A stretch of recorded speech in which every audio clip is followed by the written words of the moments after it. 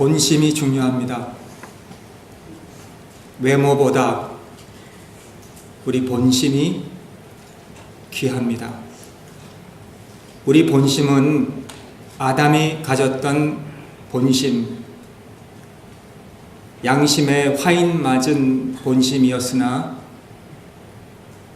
예수 그리스도를 믿음으로 우리는 새로운 본심을 가지게 되었습니다. 그 본심은 믿음과 착한 양심입니다. 거듭난 본심이라고 할 수 있겠습니다. 우리가 누구를 사랑을 해도 본심으로 해야 진정한 사랑이 되고, 헌신을 해도 본심으로 해야 진정한 헌신이 되는 것입니다. 우리가 아는 탕자가 아버지의 재산을 다 허랑방탕하여서 내가 아버지 없이는 못 살겠구나 깨달은 그 마음이 바로 진실한 본심이고, 아버지한테 가서 내가 아들이라 칭하지 않고 품꾼의 한 사람으로 내가 칭함을 받기를 원해서 가는 그 마음이 진실한 본심이에요. 그를 맞이하는 아버지의 마음 한 번도 변하지 않았어요. 아들이 다시 아버지께로 돌아왔을 때 아버지는 그를 품꾼으로 받지 않고 아들로 받아준, 그리고 이전에 누리지 못했던 그런 관계가, 사랑이 바로 우리 아버지의 사랑인 것입니다. 그러므로 우리는 이 본성을 지켜야 되는 거예요. 그런데 우리는 이 본성을 자주 빼앗기게 되는 겁니다. 그 중에 하나가 우리 세상이 우리의 본성을 빼앗고, 본심을, 세상의 쾌락이 우리의 본심을 빼앗고, 세상의 명예와 타이틀이 우리의 본심을 빼앗고, 세상 것들이, 행복이, 성공이 우리의 본심을 빼앗아 가기가 쉽습니다. 여러분, 신앙은 우리의 본심에서 시작하는데 이 신앙은 어디에서 시작하느냐가 중요한 거예요.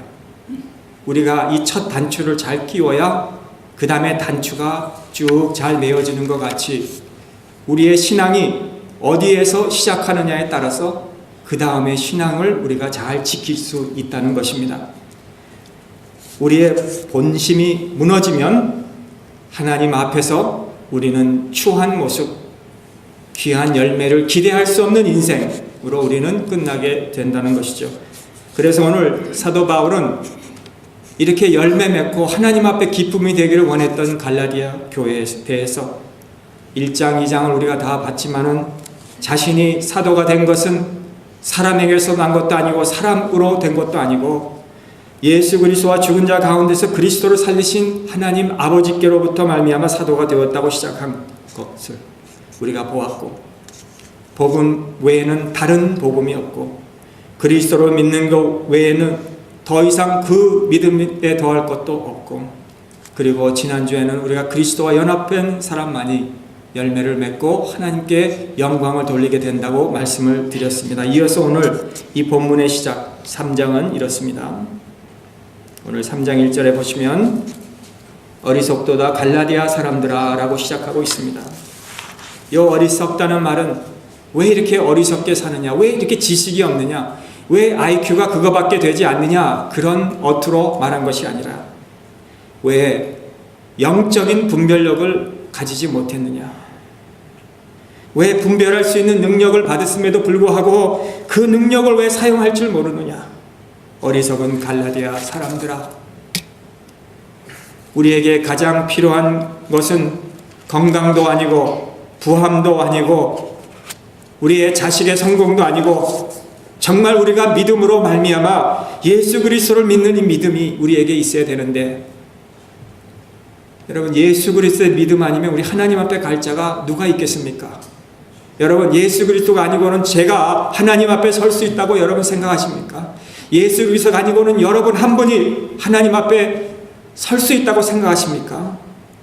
그러나 우리가 이 믿음의 선물을 받고 은혜를 받고 주님을 믿음에 두고 우리가 사는 우리들이 어떻게 해서 지금 이 믿음에서 떠나게 되었느냐는 어리석은 갈라디아 사람들아 라고 사도 바울이 외치고 있었던 것입니다.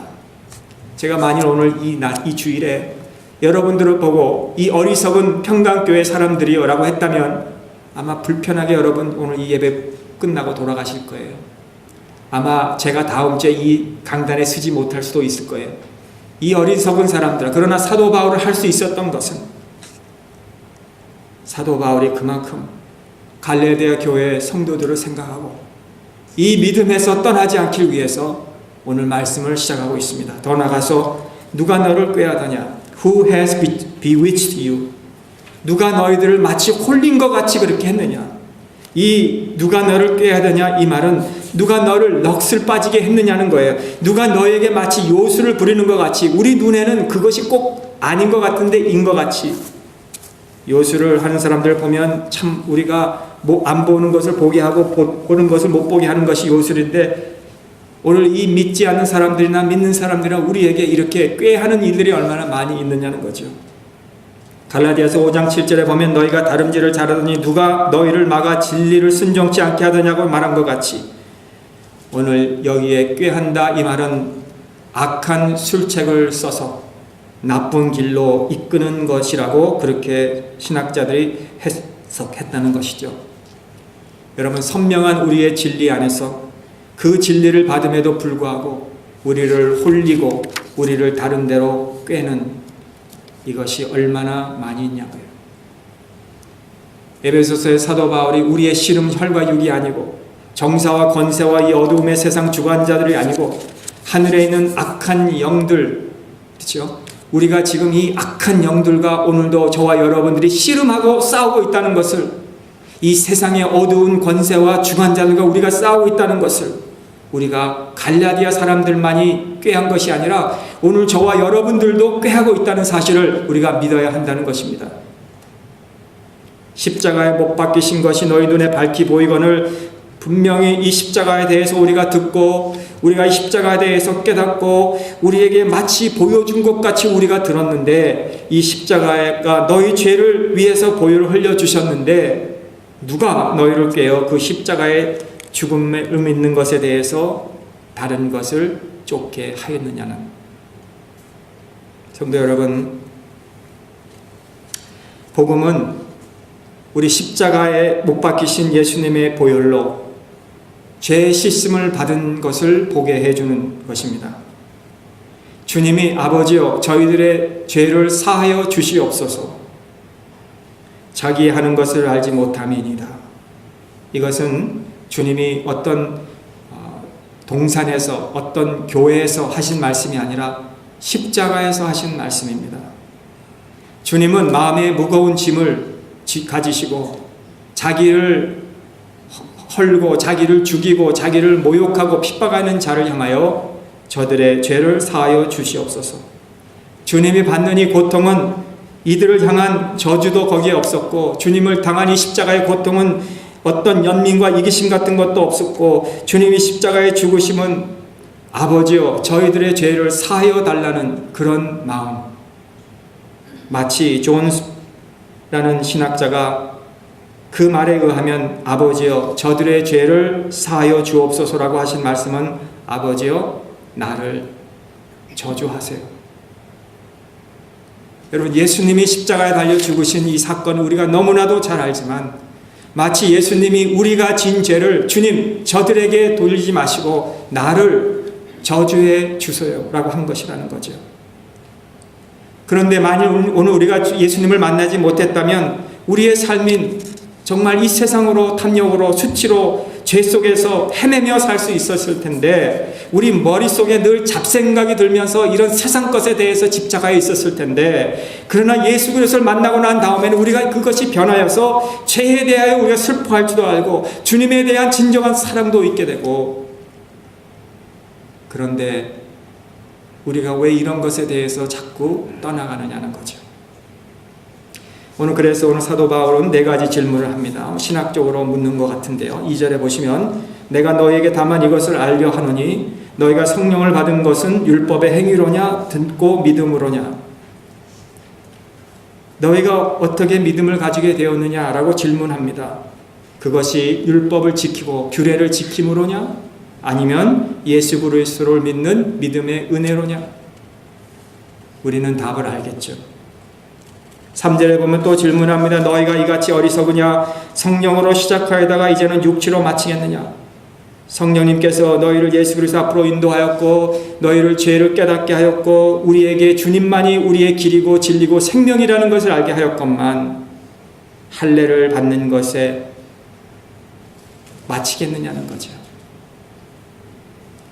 이거는 아주 간단하고 단순한 질문 같지만 오늘 우리 각자에게도 한번 물어봐야 될 질문이 아닌가 생각합니다. 우리가 이것을 확실히 정립하지 못한다면, 우리가 예수님의 그분이 누구인지 모른다면 우리가 이 신앙의 경주, 이 믿음의 경주에서 우리는 끝까지 갈 수도 없을 뿐더러 영원한 생명을 우리가 소유하는 이 일에 우리가 이르지 못하지만, 여기에 또 이같이 많은 괴로움을 헛되이 받았느냐? 여러분, 초대교회 성도들이 얼마나 많은 괴로움을 받았습니까? 예수 믿는다는 거 하나 때문에 그들의 생명이 얼마나 모욕을 받고 출교를 당하고 생명까지도 잃어버리지 않았느냐는 거죠. 원형극자에서 사자의 밥이 되고 톱에 키게 되고 마치 십자가에 묶여서 횃불같이 길을 밝히는 그런 죽음으로 죽게 되었던 것을 우리는 너무나도 잘 알고 있지 않습니까? 아마 오늘 제가 다는 모르겠지만 우리 가운데서 오늘 이 신앙의 싸움을 하고 계시는, 씨름을 하고 계시는 분은 안 계신지 모르겠어요. 이런 질문을 할 수도 있겠죠. 내가 정말 나의 믿음이 진정한 믿음인가? 왜 다른 사람들의 종교는 왜 진정한 믿음이 아니고 왜 내가 믿는 믿음만이 진정한 믿음일까? 의문하는 사람도 있고, 정말 내가 예수 그리스도를 믿으면 구원을 얻을 수 있을까? 이 성경이 진실한 말씀일까? 오류가 없는 말씀일까?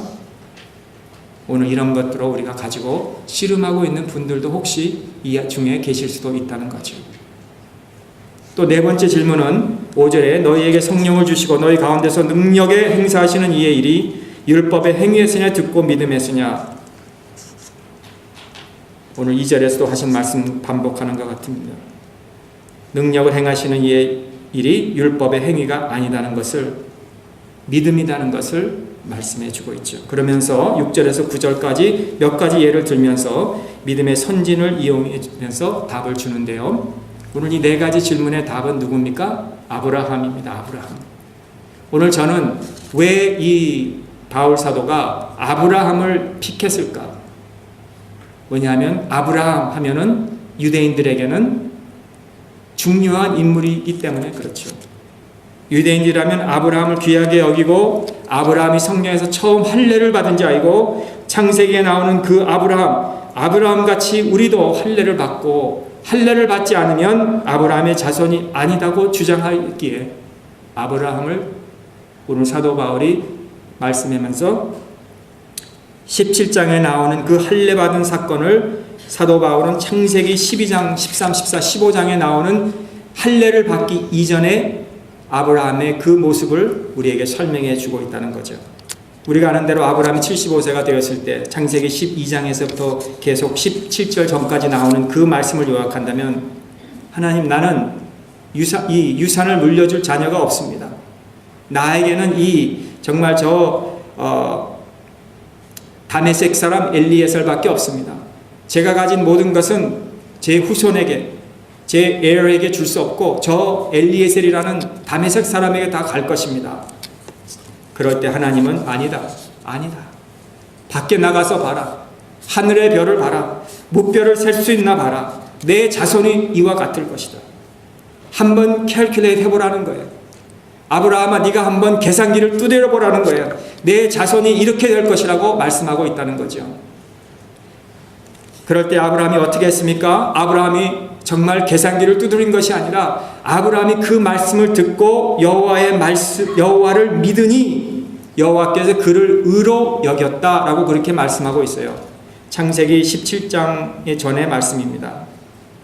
그렇다면은 이 유대인들이 말하는 이 할례, 하나님의 하나님께서 우리가 유대인이고 우리가 할례를 예수님을 믿지만 할례도 행해야 되고 우리가 규례도 지켜야 되고 절기도 지켜야 되고 이렇게 모든 율법을 만들어서 다 지켜야 하나님이 우리를 의로 여기신 것이 아니라 사도 바울의 이야기입니다. 우리가 아브라함이 하나님 앞에서 할례를 받기도 이전에 아브라함이 여호와께서 이 목별을 봐라 이 자손이 그렇게 될 것이다 하고 말씀하셨을 그때에 아브라함이 그 말씀을 믿었을 때에 여호와께서 그를 의로 여기신 것을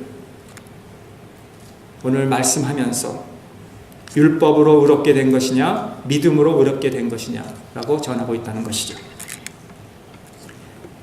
성도 여러분, 제가 지난 한 주 동안 아틀란타에 가서 공부를 또 계속 다시 하면서 정말 제 자신이 이 공부는 하면 할수록 얼마나 제 자신이 부족한지를 깨닫게 되었어요. 어떻게 하면 할수록 더 모르겠습니다. 얼마나 부족한지, 얼마나 지식이 없는지, 정말 쥐꼬리만한 지식을 가지고 아는 것 같이 하는 그런 우리들이라는 거죠. 우리의 모습을 보게 된다는 거죠. 우리가 얼마나 교만하고 우리가 얼마나 능력 있는 자같이 우리가 느끼고 이 공연한 허세와 우리의 재물과 우리의 자녀들을 믿으며 하나님의 약속을 바라보지 못할 때가 얼마나 많이 있느냐는 거죠. 우리는 이런 것들을 송두리째 사도 바울과 같이 내가 십자가에 그리스도와 함께 못 박혔습니다. 앞으로 박힐 것이 아니라 내가 이미 박혔습니다 라고 하지 않는다면 우리는 하나님의 약속을 받을 수도 없고 믿음을 유산으로 받을 수도 없고 하나님의 축복을 누릴 수도 없다는 거죠. 오늘 이 시간에 우리는 십자가에 우리의 모든 것을 못 박아야 된다는 것입니다. 목별을 보고 아브라함이 하나님의 약속을 믿은 것 같이 그래서 그의 자손들이 정말 하나님 앞에 복이 된 것 같이 의로 여겼던 것 같이 오늘 이 시간에 우리가 이 확고한 믿음을 가짐으로 인해서 하나님 앞에 의로운 자들이 된 줄을 믿으시기를 주님의 이름으로 축원합니다. 요한복음 8장에 보면 나도 너희가 아브라함의 자손인 줄 아노라. 요한복음 8장 37절 주님이 말씀하셨어요. 아브라함의 자손인 줄 안다고. 오늘 3장 7절에도 그런즉 믿음으로 말미암은 자들은 아브라함의 아들인 줄 알지어다. 우리 아브라함의 자손이다.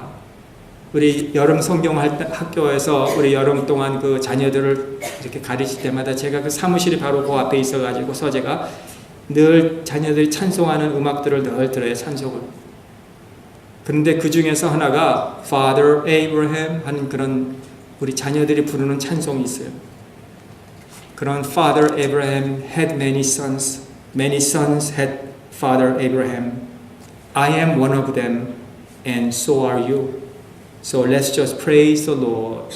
하면서 신학적으로 얼마나 옳은 말씀인지 몰라요. 그런데 그 중에 가서 또 조금 재밌게 무슨 right arm, left arm, right foot, left foot, chin up, turn around, sit down 이런 걸 다 넣어서 좀 재밌게 율동을 넣어서 했는데 정말 저와 여러분들은 아브라함의 자손이고 우리는 하나님의 자녀다는 것. 그런데 유대인들은 뭐라고 말하는지 아십니까? Father Abraham had many sons. Many sons had Father Abraham. I am one of them and you are not. 여러분 우리가 교회 다니면서 신앙생활 하면서 나는 하나님의 자녀인데 당신은 아닙니다. 나는 하나님 앞에 의로운 사람인데 당신은 틀렸습니다. 나는 신앙해서 이렇게 좋은데 당신은 미약합니다. 여러분 교회에서도 믿는 사람이라고 하는 사람들 중에서도 우리가 서로를 대할 때 남을 볼 때 우리가 그렇게 한다는 것이죠. 여러분 우리가 서로를 바라볼 때 우리 모두는 아브라함의 자손인 줄을 믿으시기를 바랍니다. 오늘 8절에 또 하나님이 이방을 믿음으로 말미암아 의로 정하실 것을 성경이 미리 알고 먼저 아브라함에게 복음을 전하되 모든 이방이 나를 인하여 복을 받으리라 하였으니. 여러분 이방인이 누구예요? 윤리적으로도 도덕적으로도 타락한 사람들이겠죠. 유대인들은 참 지니알러지 그들의 가문으로 흘러내려온 그런 가문이 있었겠지만 이방인들은 아니거든요. 그런데 하나님은 이방인을 의로 정하시게 된 것은 아브라함의 믿음으로 말미암아 아브라함에게 복음을 전함으로 말미암아 그러므로 복음이 이 땅에 오게 된 것은 예수님이 이 땅에 공생의 때에 오셔서 그때부터 된 것이 아니라 만세전 오래전 아브라함 때부터 예수 그리스도의 복음이 이 아브라함을 통해서 창세기 12장 2절 내가 너를 통해서 다들 복을 받게 하겠다고 하시는 그때부터 복음이 왔다는 것이죠. 그러므로 믿는 자, 아브라함같이 하나님을 믿는 자, 하나님의 약속을 믿는 자, 하나님의 그 말씀을 믿는 자에게는 이런 의로운 자의 복을 받게 되었다는 것이죠.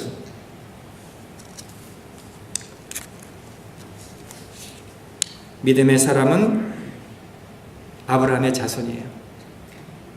자, 그렇다면 제가 이 질문을 여러분들에게 하겠습니다.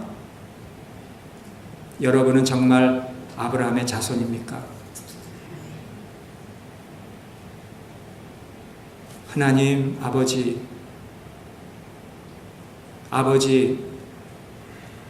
아버지라고 부르실 때 여러분들의 본심이 어떻습니까? 주님, 예수님 이렇게 여러분들이 부르실 때 이게 입술에서 머리에서 나오는 겁니까? 우리 본심에서 부러지는 것입니까?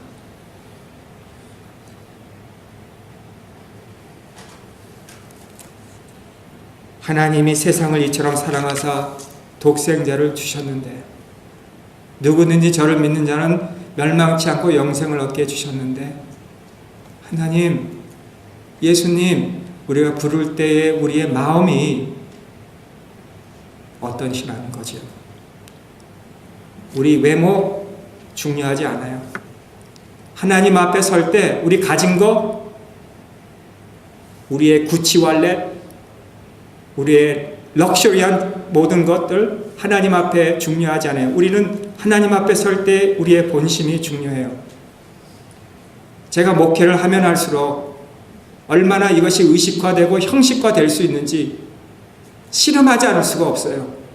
우리가 신앙생활을 오래 하면 오래 할수록, 교회를 오래 다니면 오래 다닐수록, 성경 말씀을 많이 공부하고 배우면 배울수록 하나님은 어떤 하나의 그냥 형식적이고 추상적인 것이 될 수가 너무나도 많아요. 우리 본심 없이, 마음도 없이, 진실도 없이 우리의 부르는 찬양이 그저 사람에게 보이려고 할 때도 많고 우리의 기도가 사람의 귀를 즐겁게 하려고 할 때가 얼마나 많은지, 본심 없는 마치 유대인들 같은 종교적인 행위가 위험하다는 거예요.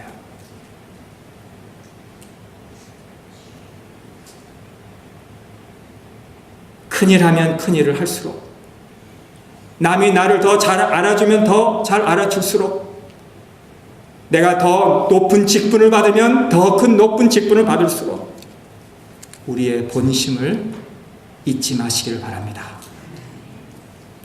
내가 교회에서 아무리 많은 것을 해도, 내가 남이 나를 인정해주고 칭찬해 줄 만한 많은 일들을 해도 본심 잊어버리면 가짜고 하나님 앞에 책망받게 됩니다. 우리가 하나 해도, 작은 것을 해도 아버지, 주님 아시잖아요. 나의 마음을 주님 아시잖아요. 내가 사람이 나를 안 알아줘도, 사람에게 내가 큰 무슨 마음을 막 쏠리게 하는 그런 일을 안 해도 아버지는 아시잖아요. 이런 본심이 우리에게 있지 않는 한 우리는 오늘 사도 바울이 말하는 누구에게서 꾀임을 당하고 십자가에서 우리는 다른 복음으로 우리는 흘러가고 있는 그런 신앙밖에, 껍데기밖에, 가짜밖에 되지 않는다는 거예요. 저는 기도해봤어요. 이번에 한 주 동안 아침에 가서 오늘 아침에는 설교를 마무리하는데 막 코피가 나더라고요. 제가 이 코피를 흘린 지 지금 정말 기억할 수 없을 정도 처음인 것 같아요. 그래서 생각했어요. 하나님, 제 목회가 이게 무슨 목회입니까? 우리 교회가 어디로 흘러가야 됩니까? 정말 우리가 개혁주의 신앙을 우리가 선포하지만 정말 개혁주의 신앙이 정말 하나님을 우리가 믿고 하나님으로부터 모든 것이 오고 하나님께로 모든 영광을 돌리는 그런 신앙을 우리가 지금 가지고 있고 그렇게 가르치고 있는가? 우리가 어떤 기복적인 신앙은 아닌가? 내가 하나님 앞에 잘해야 내가 복을 받고 우리 자손이 복을 받고 내가 이 땅에서 출세하고 건강하고 오래 사는 것, 이런 것이 우리의 신앙인가? 아니면 하나님께 모든 영광을 위해서 내가 지금 다 드려지는 삶이 살고 있는가? 우리 교회가 그런가? 내가 하나님 앞에 헌신하는 것이 그런 것인가? 사람에게 보이려고 하지 않고, 사람 앞에서 우리가 보이려고 하지 않고, 내가 하나님 앞에서 내가 하는 것이 진실한 것인 것을 우리가 나타낼 수 있을까? 여러분, 저를 위해서 기도해 주시고 여러분 자신도 자신을 위해서 기도하시면서 우리의 본심을 잃지 않는 이 귀한 신앙을 우리 모두 소유할 수 있는 하나님의 복된 주님의 백성들이, 하나님의 사람들이 되시기를 주님의 이름으로 축원합니다. 우리 기도하겠습니다. 하나님, 진실하게 하여 주시옵소서. 본질이 중요합니다. 외모, 출세 성공, 자녀의 성공, 건강, 이런 거 아무 소용이 없습니다. 우리 믿음이 중요합니다. 믿음이 이 세상 것 때문에 꾀이지 않게 하시고 홀리지 않게 하시고 악한 영들에게 빼앗기지 않게 하시고, 오늘도 말씀 안에서 우리의 믿음을 주 안에서 함께 연합한 우리들의 믿음이 정말 하나님 앞에 영광이 되고 이 세상에서 영적 시름에서 승리하게 하여 주시옵소서. 예수님의 이름으로 기도하옵나이다.